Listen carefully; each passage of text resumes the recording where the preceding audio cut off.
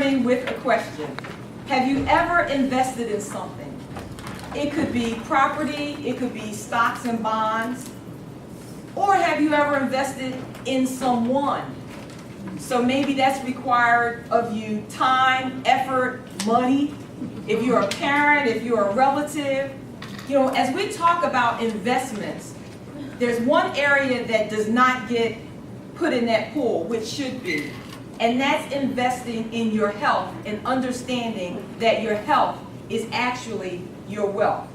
So by training, I'm a teacher. I spent 25 years in education, 20 years as a classroom teacher, and 5 years as an administrator. So when I have an assignment, one of the first things I do is I go to the dictionary. I've got all kinds of dictionaries in my house.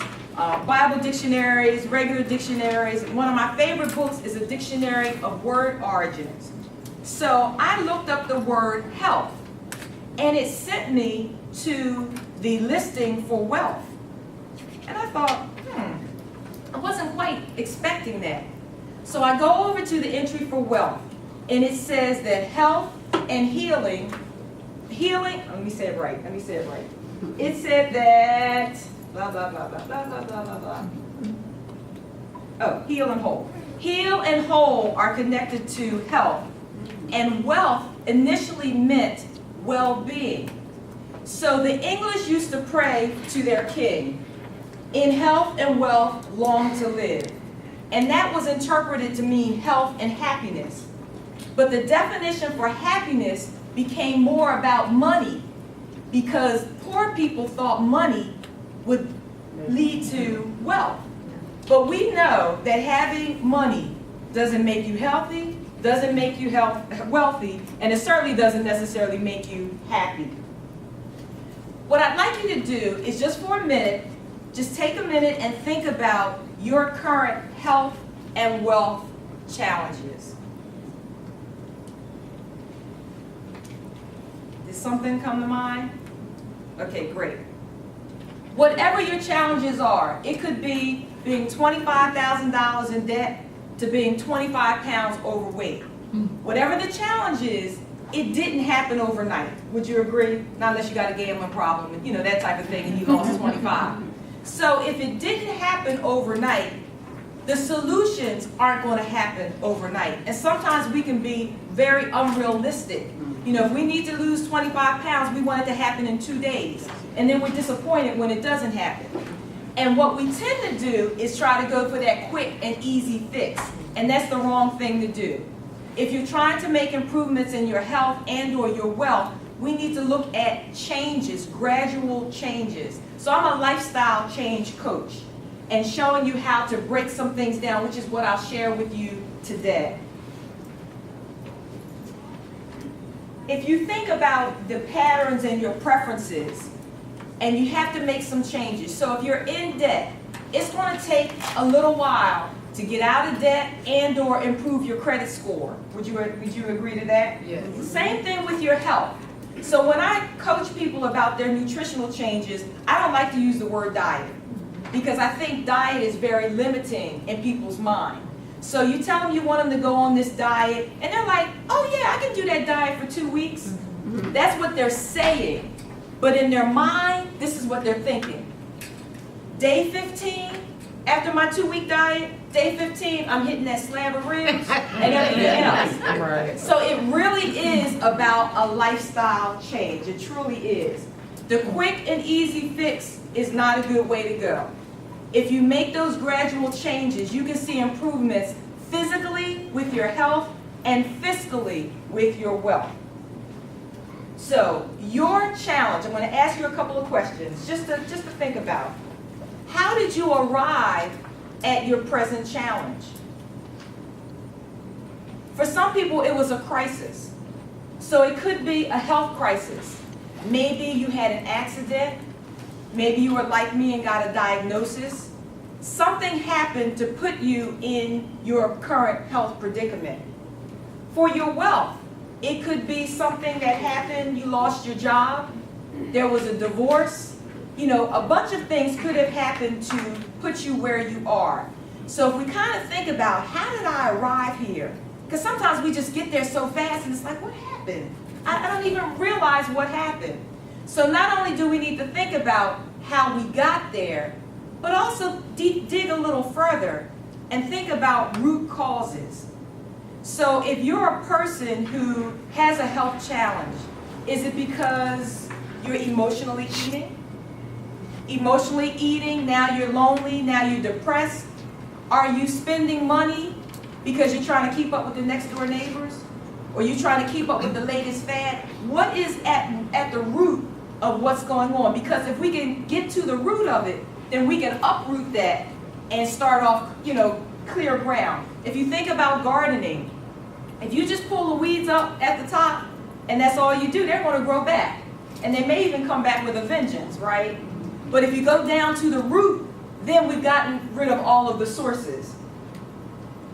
So I'll use an example, and I like some of the things that I heard this morning. When I talk about health and wellness, I'm just not talking about your physical health. I'm talking about your physical, mental, emotional, spiritual, financial, and even your occupational health. And I think that what we do, I'm just checking the room, aside from the people who are on assignment, we're all women. And especially as women, we tend to look at those phases of our lives in isolation and don't realize how interconnected they are. So for example, if you're dealing with a financial stressor and you're trying to make your ends meet, your ends are nowhere near each other. As a matter of fact, they're in 2 different zip codes. So now you're dealing with this financial stressor, had a yucky day at work, and you go home, and all of a sudden, the cookie jar is calling your name. And you find yourself, with your hand in the cookie jar. I will say that some people don't even make it home. They leave work with all of the work stressors and all of their financial stressors, and they make a beeline to the mall for some retail therapy. So these are ways that people handle their stressors. Another person, they're dealing with the stressors, somebody walks through the door and they snap at them. But these are different responses to something that happened earlier at the job or in your finances. And so if you think about it, over the long haul, if you continue to put your hand in the cookie jar, then now we're going to have potentially a health issue. If you continue to go to the mall and spend money, now we've got a wealth issue. So they're very much interconnected, very much interconnected.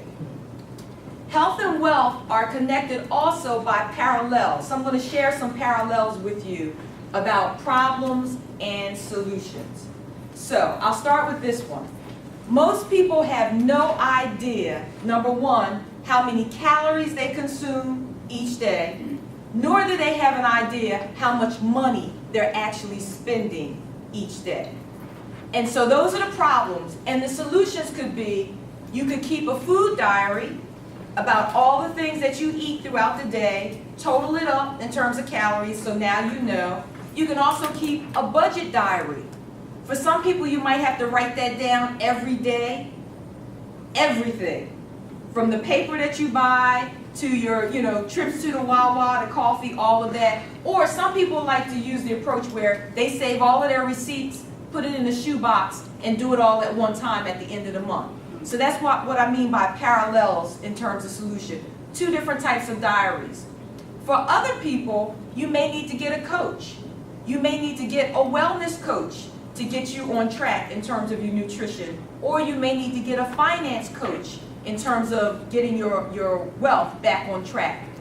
The other thing is, depending on who you are, a support group might be helpful. So if you're dealing with some health challenges, you might want to hook up with Weight Watchers. If you're dealing with some financial challenges, you might want to get associated with some type of money group. So that's one problem. Another problem is that people don't know their numbers. So when I talk about numbers as they relate to let's start with your wealth. We need to know what's on our credit report. We need to know what the score is and what the information is. Because some of the information on your credit report is incorrect. If you don't know what's there, then you don't know what you need to get fixed. So you need to know your credit score and you need to know the information associated with that. People who are filing with bankruptcy, they're filing for bankruptcy are doing so and not realizing for how many years it'll be that stays on your record. And as I was talking to somebody else the other day about bankruptcy, you know, years ago, you would hear about bankruptcy every now and then. Now you're hearing about bankruptcy on a regular basis, and it's starting with children, I call them children, young people coming out of college. What is going on? You know, when I went to school, I want to say, I think I applied for my first credit card. You know, and that was to get a car or something when I was going to grad school. But today's young people, as soon as they go in the bookstore, the credit card applications are in their bags. They don't have job one. But they're, you know, and they're thinking it's kind of free money, easy money, and they'll run over to Wawa and put that Wawa hoagie, that $5 hoagie on there with a whole bunch of other things. They're paying the minimum balance and don't realize that over a year's time, that $5 hoagie ended up costing them $1. So, you know, that's how we're getting into some of the wealth pitfalls that we experience. On the health side, in terms of numbers, I heard the last lady, I want to say her name was Dr. Powell, she talked about having conversations with your physician. That is so crucial. You need to keep your appointments for your checkups and your visits. And when you're there, you need to know your numbers. Numbers such as blood pressure, blood sugar, and cholesterol.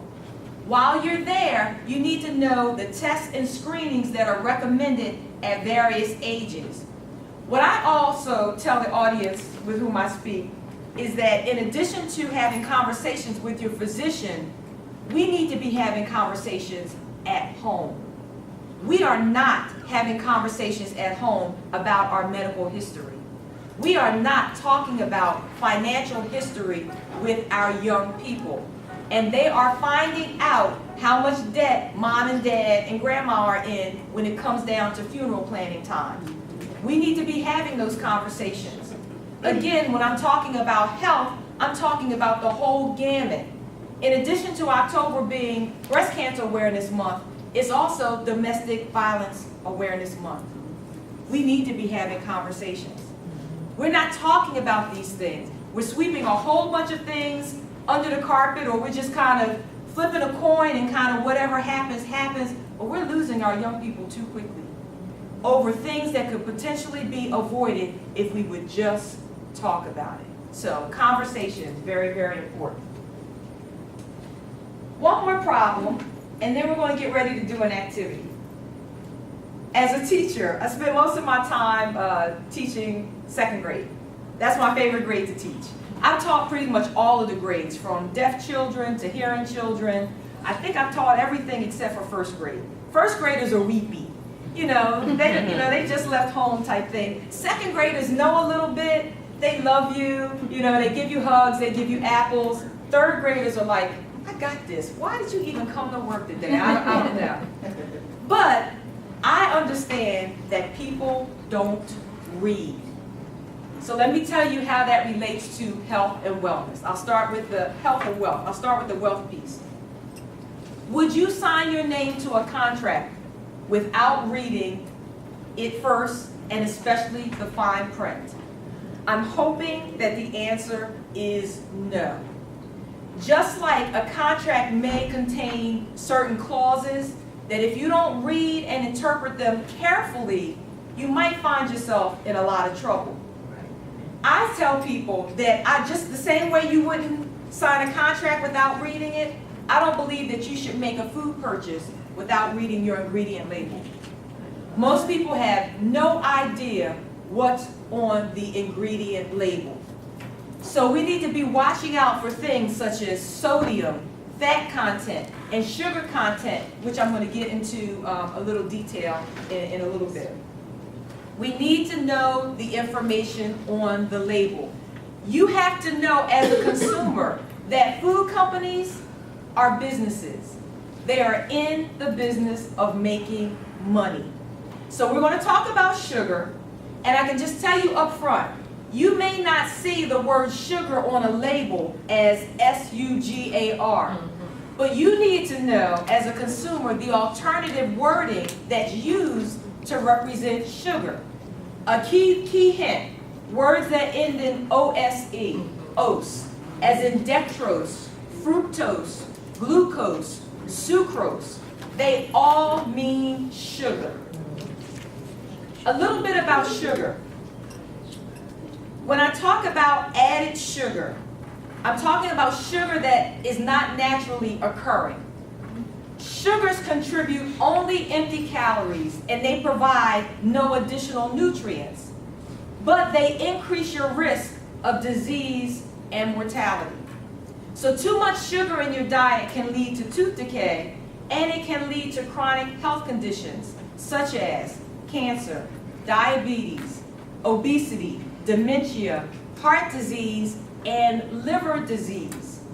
You may be surprised to learn that sugar impacts the liver in much the same way as alcohol.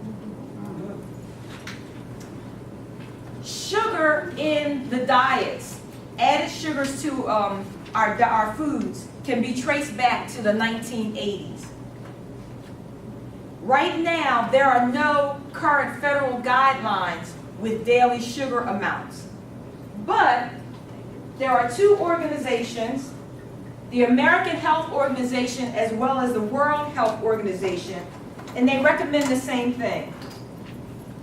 The recommendation is that women ingest no more than 6 teaspoons of sugar a day, and that men consume no more than 9 teaspoons of sugar a day. The average American adult consumes 22 teaspoons of sugar a day. I'm sorry, that's wrong. More than 22 teaspoons of sugar a day. That's a day. Over a year, that can amount to 150 to 170 pounds of sugar each year. About 100 years ago, it's estimated that Americans consumed 1 pound a year. Now we're talking about 150 to 170 pounds a year. Yes, ma'am? Does that include the sugar that is naturally in food, or is that added sugar? This is added sugar. This is added sugar. So, are these numbers kind of a little alarming to you? Okay, I figured as much. Yes. What's your take on sugar substitute? And is it true that your body can't tell the difference between regular sugar and a sugar substitute? I'm going to get to that. Can you give me a second? And you know, I'm great with people asking questions during the presentation. That's wonderful. So I would like to do a demonstration, and I think this demonstration is going to shock you a little bit. Can you take one and pass it back? You can take one and pass it back. And I know I passed back too many, so I'll take all of the extras.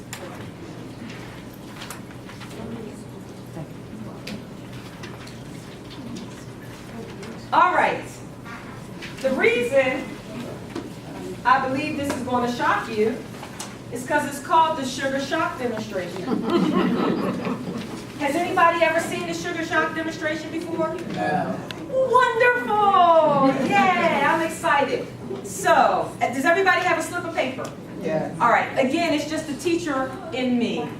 The items on your paper are listed in alphabetical order. So we have a can of Coke, the Ocean Spray cranberry juice, Diet Coke, Starbucks Frappuccino, Gatorade, Minute Maid 100% berry juice, Minute Maid orange juice, Pepsi, Snapple, lemon iced tea, and a bottle of water. I would like you to take a few minutes, let's take a minute, and rank them in order of sugar content. So whichever one you believe has the most sugar, that's what you're going to list as a number 1. Whichever one you believe has the least amount of sugar, that'll be number 10 on your paper. So if you can do that right now, and you cannot talk to your neighbor, no sharing answers. Yes, teacher. So the highest amount of sugar would be 1, lowest amount of sugar would be 10.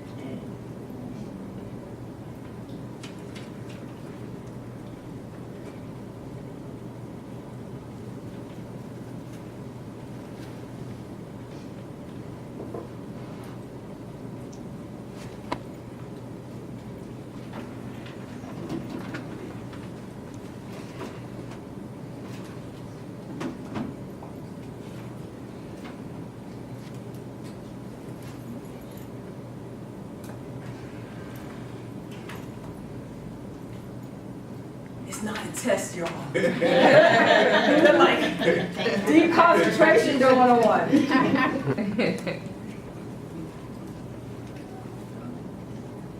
Looks like people need a few more seconds.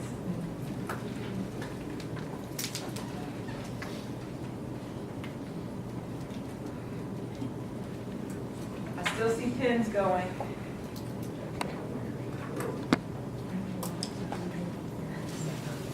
And I had to apologize for this desk. I didn't put it here, but I tried to move it, and it was like moving an elephant. So I said, oh, they got some nicer desks in the back, I'll move that. That was 2 elephants, so we just had to deal with the old desk. All right, everybody done? What? Did I hear a no? We good? All right. What product do you believe has the most sugar? Just shout it out. Frappuccino. I heard Coke, Pepsi, orange juice, Frappuccino. Okay. The item that has the most sugar is the Gatorade. Hello, the Sugar Shock Kit is working. It has 13¼ teaspoons of sugar in it, which is 52½ grams. The reason that it has this much sugar in it is found right here on the nutrition label. This 32-ounce bottle is 2½ servings, which means all of the information on the back has to be doubled and then halved again, which is why it has so much sugar in it. You will recognize Gatorade as a popular drink for athletes of all ages. It is also becoming the drink of choice for young people who are drinking Gatorade instead of soft drinks. Here's what's concerning about this. Studies on brain scans are showing that sugary foods and drinks stimulate the same areas in the brain as abused drugs like cocaine. Wow. So on one hand, you don't want somebody sniffing cocaine, nor do you want them sniffing donuts or Gatorade, because the way it's stimulating the brain is very much the same. So a person who has an issue getting off of their drug can be addicted to sugar, So let me say this before we go on. If you get one wrong, that knocks everything pretty much out of whack. So don't get too bent out of shape about it. Yes, ma'am. I'm sorry to interrupt again, but I thought I knew how to read labels. And I have a question now. That has 2½ servings in it. Yes. And when it breaks down the sugar content, is that per serving or is it for the entire bottle? No. It's per serving. So this says, for example, it says 80 calories. But this is 2½. So I have to take that 80 and double it. So now I'm at 160. And then I have to take the 80 and half it. So this is not an 80 calorie if you drink the whole thing. It's 200. It's 200. What is the, do you know that McDonald's sell that sweet tea? It's very, very sweet. Okay. Do you know what the? I don't. And I can share with you in a little bit why I don't. Okay. Okay, what do you have for number 2? Starbucks Frappuccino. Coke, Pepsi. I'm the only one who got it right. It's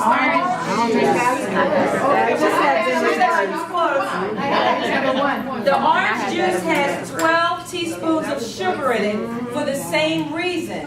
This is 2 servings.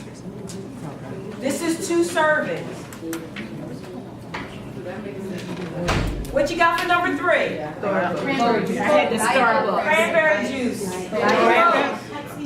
Cranberry juice? I got it right. It's the Snapple. Oh, you got it right? Yeah. The Snapple has 11½ teaspoons of sugar in it. Wow. So let me say this.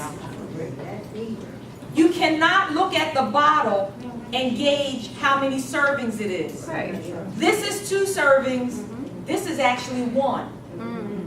So don't allow the bottle size and or shape to fool you. How about number 4? I put Pepsi. People got it right. It's the Pepsi. Pepsi Coke or has, Pepsi? got Coke? I can read. Pepsi has, yeah, I really can read. This bottle of Pepsi has 10 1/4 teaspoons of sugar in it. So I have to stop right here. The challenging part about me creating my own sugar shot kit is that the only thing that I drink is water. I drink water, and I may drink a little bit of almond milk because I do dairy free. So I got these bottles, you know, I'm walking around, I see somebody, can I have your Coke bottle when you finish? So I found this bottle of Pepsi. Now, this is not confession time.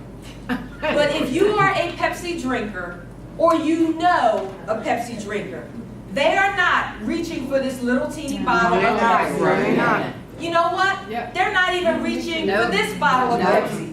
They're reaching for that big container of Pepsi, and if the barbecue is good enough, they're down in 2 or 3 of them. So, that's my disclaimer about Pepsi. This is just for demonstration purposes. Most people not even going to blink an eye at this.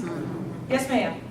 I had a girlfriend, she actually used to drink Pepsi every single day, and she did a fast from Pepsi as one of her things in our church. That's what she fasted from. She went through withdrawals by the first day. She had shakes, she was hyper, she was seeing things, her whole body was just going wild. And she barely made it to her 40 days. Oh, she did it for 40 days. 40 days. And I'm hopeful that she didn't go back. And hopefully she didn't. Okay. I don't think she has, but that was her thing. I have to have my Pepsi. Right. I wake up before I go to bed, lunch, everything. Right, And right, she right. just was going crazy that first couple days. Check in on her and see how she's doing.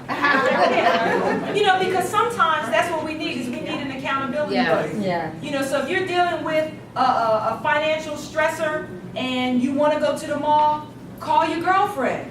Get somebody to talk you off the cliff. If you get ready to put your hand in the cookie jar, call somebody.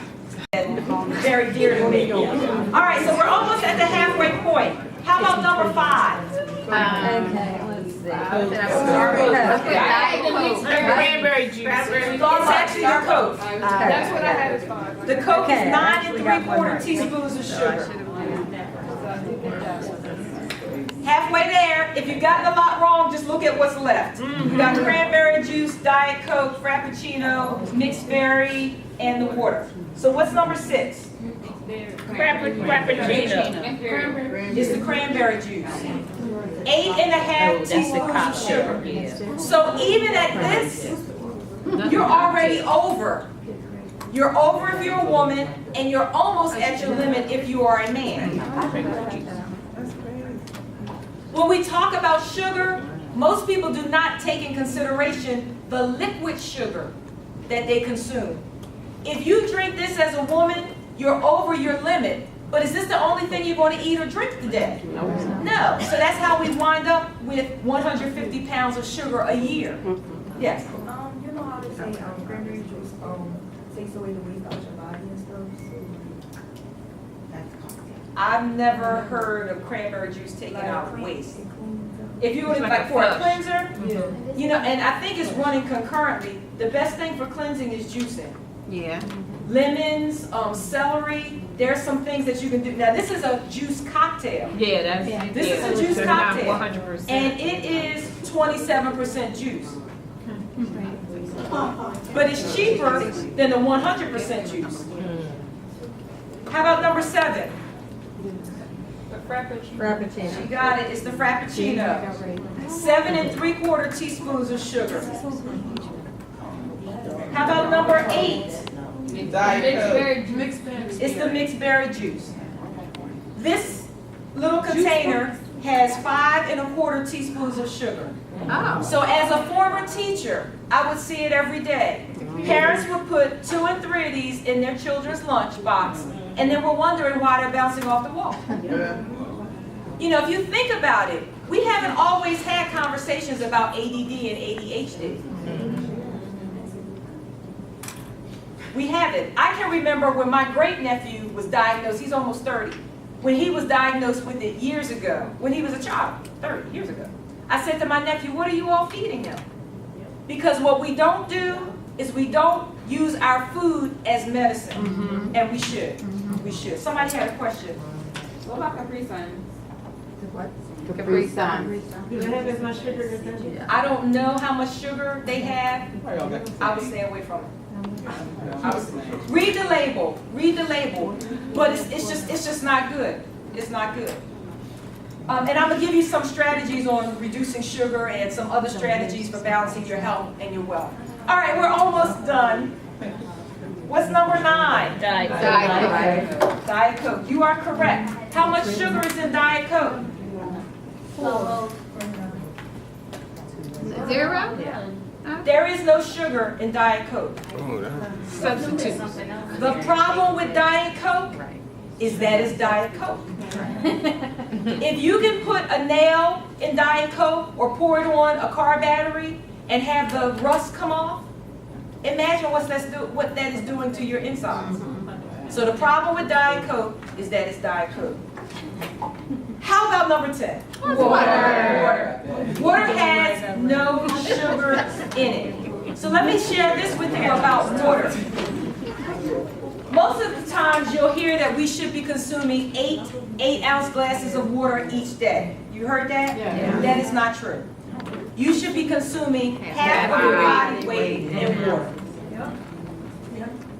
I've been saying that for years, and I'm finally starting to see that in the research. So, if you weigh 200 pounds, I am not saying in the next hour, drink 100 ounces of water. Please don't do that. It's a gradual introduction into your system. And your body will adjust, trust me. While you're going through the process, just make sure you know where every bathroom is. That's really important. That's really important. So, so you were shocked, right? Yeah. Okay. That is a shock, yeah. So somebody asked about sweeteners and things like that. If you want to lessen your consumption of sugar, here are some things that you can do.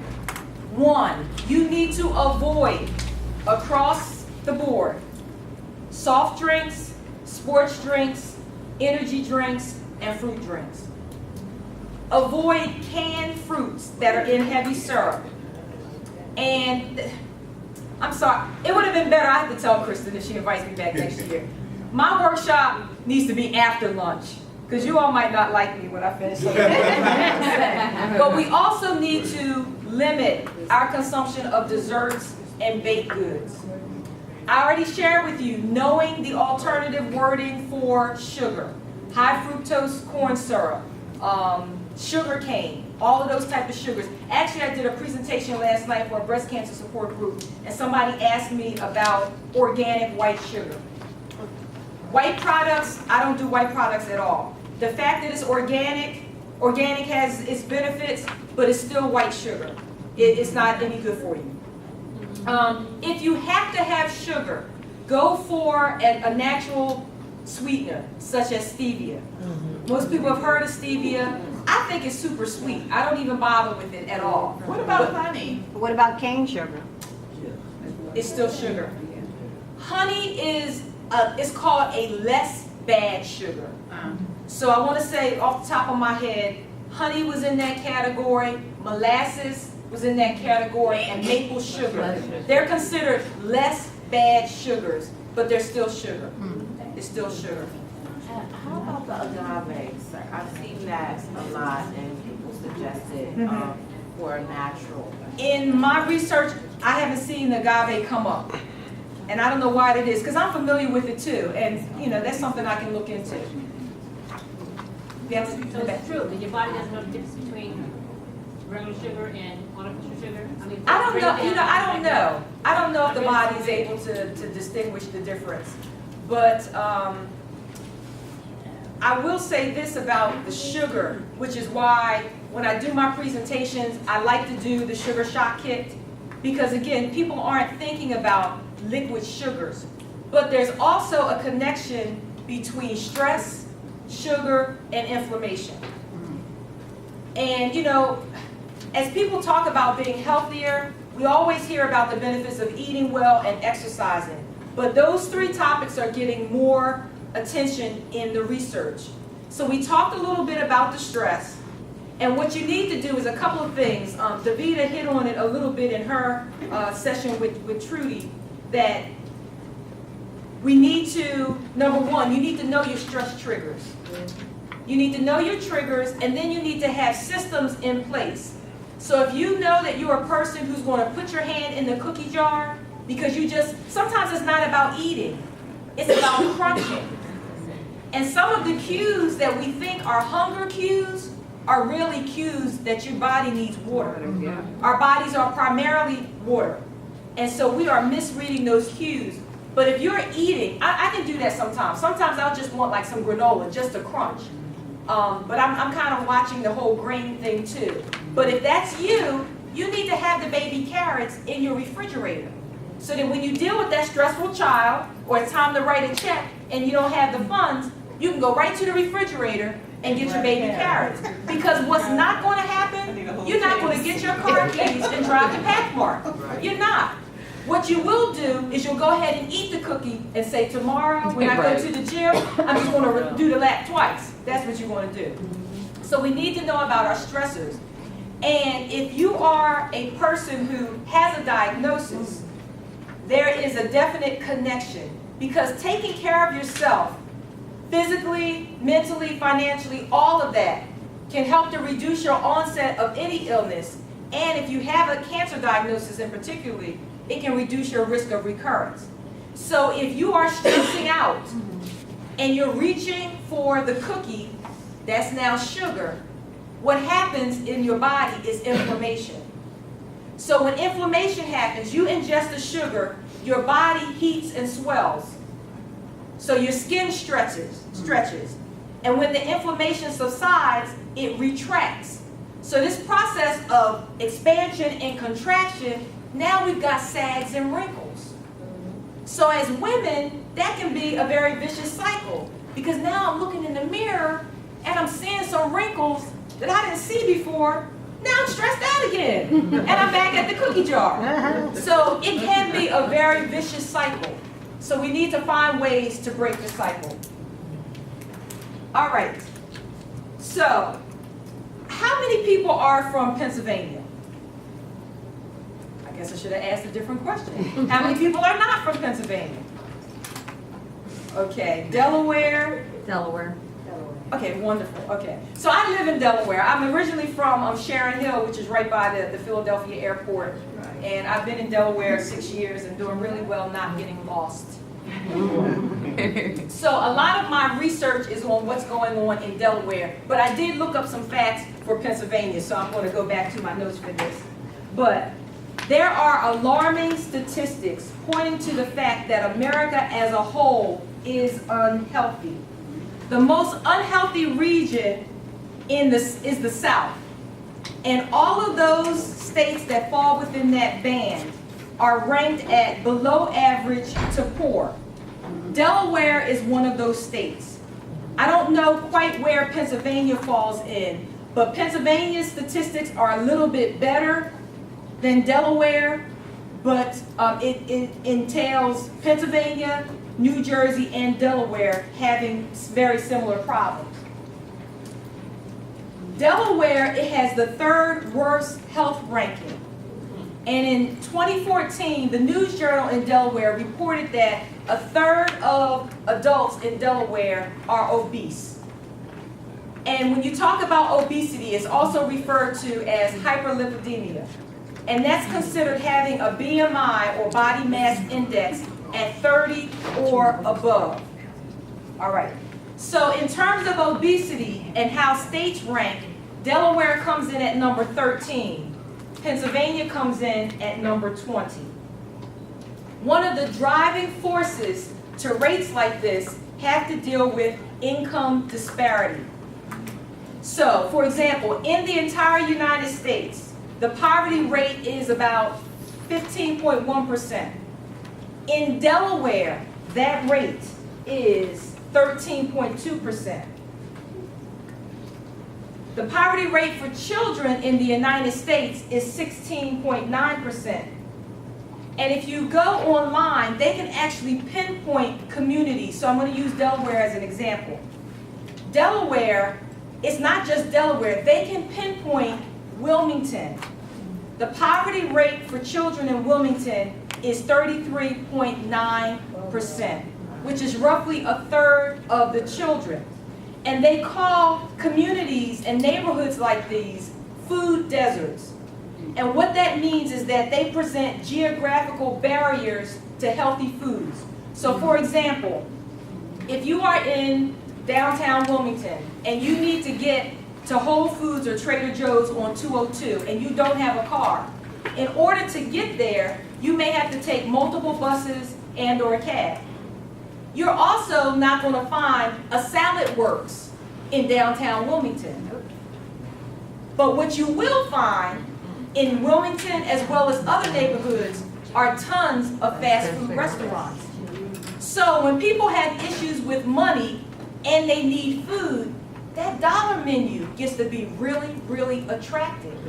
You know, unfortunately, we live in a day and age where many families don't even sit down together to eat dinner. They don't sit down to eat together, which would be a great time to have a conversation about our health and our wellness, right? So we're about microwave society, doing things quickly, and that the fast food restaurants are considered convenience. But if it's going to impact my wealth and my health, think about it. Is that really convenient? I would vote no to that. I would vote no to that. What did you say it was called when they dumped the food in there? They're called food deserts. Food deserts. That's why the majority of schools get free breakfast and lunch. Yeah, I noticed Mhm. that. And so these are economically driven decisions, low income status, and poor food choices. So let me give you some strategies because I'm not quite sure how much time I have left. But in terms of improving your wealth, I'll start on the wealth side. Depending on who it is with whom you speak, they have different opinions on how to eliminate some of your debt, all right? So some people may say eliminate your credit card balances with the highest balances. Some of them may say go for the ones with the highest APR rate. So I don't know if you're familiar, but the Delaware, that I'll give them a plug, has what's called the Money School. And all of the classes offered by the Money School are free of charge, and they are open to everyone, not just Delawareans. And any financial issue you could possibly have, somebody's teaching a class on it. So I've taken a couple of the classes, and one of the teachers is a good friend of mine, and I took some of her principles, put them into place, and they work. So her recommendation is that you start with the card with your lowest balance. And the reason for that, if you have $5,000 on a credit card and $500 on a credit card, you're going to end up paying the $500 credit card off sooner, and you'll feel successful.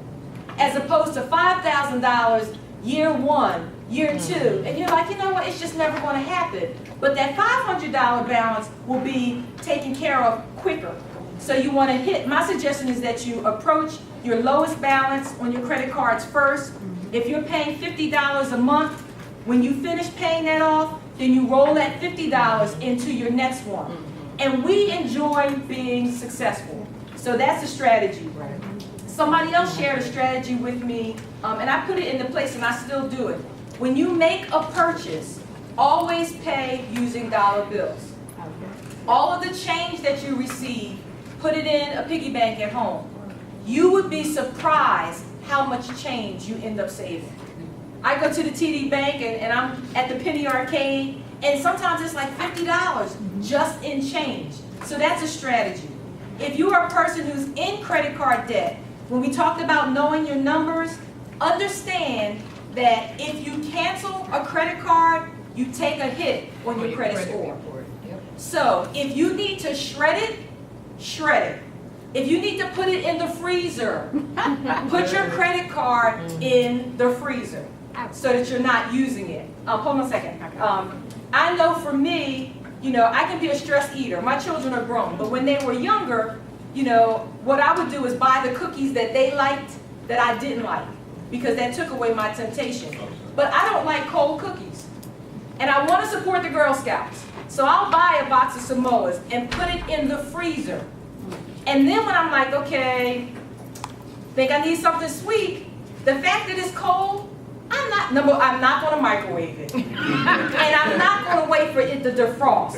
Well, by the time I get to that next 15 minutes, I don't have that same desire for the cookie. Water will do the same thing. If you're getting ready to reach for a bag of chips or a cookie, go drink some water first. And then 15 minutes, 20 minutes later, see if you still have the urge. Okay, you said when you cancel a credit card, it goes on your credit report. Yes. Right. What if your credit card company cancels your card I without a balance? I know. Without a balance? I not- know. Okay, I so know. how does that rate? Because if you stop using it, credit cards will do a couple of things. One, they may cancel it. You know, actually, I just got a letter the other day from Exxon. I'm actually happy that they sent me a letter because I've had other credit card companies just say we canceled it. Yeah. And it was like, I wish you had let me know that because I'd have purchased $10 just to keep it open. Exactly. But Exxon actually sent me a notice saying, doesn't look like we're being a good fit for you right now. If you don't make a purchase between now and March, we will close it. So I appreciate that. You do take a hit. What else did I want to say about the credit card? So you do take a hit if they cancel it and you don't have a balance. And they didn't even tell you they're canceling your card. Oh, that's what I'm glad you said that. The other thing that they may do is give you more credit.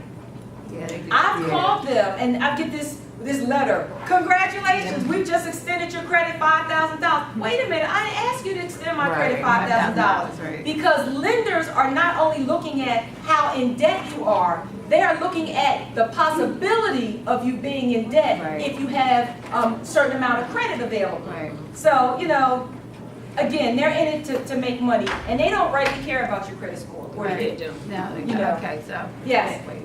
To address your question, you can have them take that off your credit score. That's your prerogative because you weren't informed, they weren't. So all you have to do is request it removed from your credit and not hit your credit score because you can call them right away and get that taken off. Okay. Thank you. Thanks And for you sharing. don't lose any points. So you also have to think about what happens if you don't address your wealth. Well, we talk about houses or cars. If you don't take care of your responsibilities financially, something might be repossessed, something might be foreclosed upon, or you may experience additional financial penalties. The other thing is, when I talked about paying using dollar bills, we need to be very careful with our plastic. It's a good idea to pay in cash, because if you get ready to buy these hot shoes and they're $60, it's really easy to swipe a card because you really don't feel that. It was just a swipe. You might have to put in your PIN number. But if you have to open your wallet or your purse and have to give somebody 10, 20, you know what I'm saying? Then you're thinking, maybe not, maybe not. And if you're a person that needs to buy something, I don't have any problems taking something back with the receipt. You know, getting it home and realizing, you know what, that was not a need, that was a want, you're going back to the store. That's just who it is. So in terms of your body,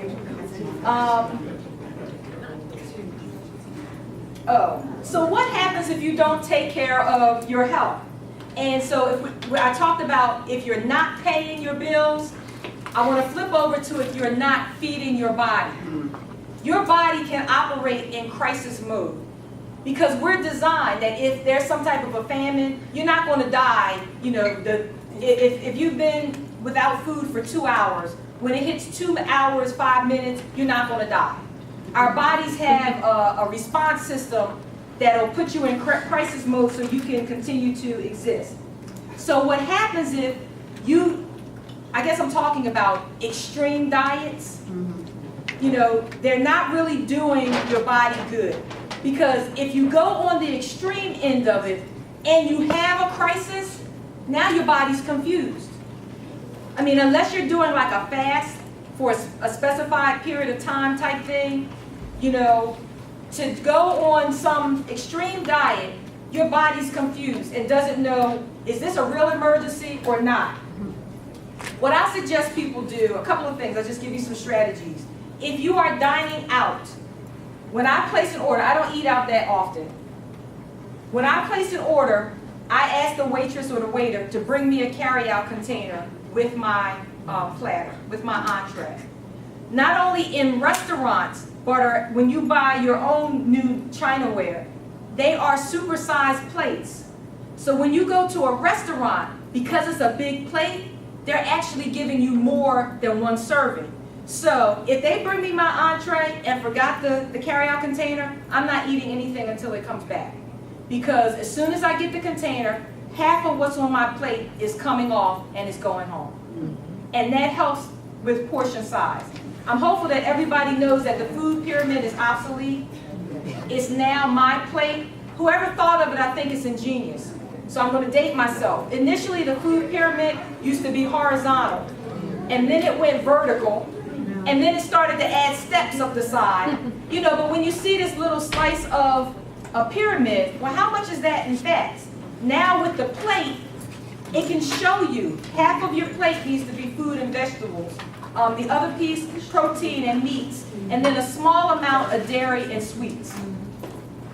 The other thing is to eat royally. So, I'm going to say we're all women, we got a couple men in here. So by that, I mean, I don't know if you've ever heard it before. Eat breakfast for us like a queen, lunch like a princess, and dinner like a pauper. Which means our heaviest meals should start at the beginning of the day and go down. Lots of people don't eat breakfast. Big mistake. Eating breakfast literally breaks your fast from overnight. So breakfast needs to be a bigger meal, lunch needs to be a little less, dinner needs to be your smallest meal, and you need to watch how late you're eating. You should stop eating about 2.5 to 3 hours before you get ready to go to bed, because studies show that it impacts the quality of your sleep. All right, so be aware of those easy quick fix, like those diet pills and things like that. Be aware of fads and scams, because it's out there, it's out there. So our cycle of unhealthy pathways is really spiraling out of control. In our homes, in our neighborhoods, in our community, in our country, and we really need to do something about it. So I'll end by going back to my dictionary of word origins. When I talked about investing in your health and your wealth, invest comes from the Latin, which means to clothe in. So I'm hoping that today that I've inspired you to clothe yourself in knowledge about your health as well as your wealth. You know, we don't know how much time we have. No, we don't. We don't know how much time we have. And we always say, I never have enough time, especially as women. We have time to take care of everybody else except for our health. And we really need to reverse that. So time is unlike our cell phone providers. You're not getting any rollover minutes. Time is unlike your tax deadline. There are no extensions. Time is unlike a baseball game. There are no extra innings. And time is also unlike many timeshare companies. You can't bank it for later use. When time is gone, it's gone. And we've all heard the saying that time flies, right? That's the bad news. The good news is that you're the pilot. And you get to control what's happening in terms of your health and your wellness. And I, again, hope that I've inspired you just to make lifestyle changes. If you're one of those people that's consuming 10 cans of Coke every day, next week, if you cut it down to 9 cans, that's progress. That's right. That's progress. Thank you. So, thank you so much.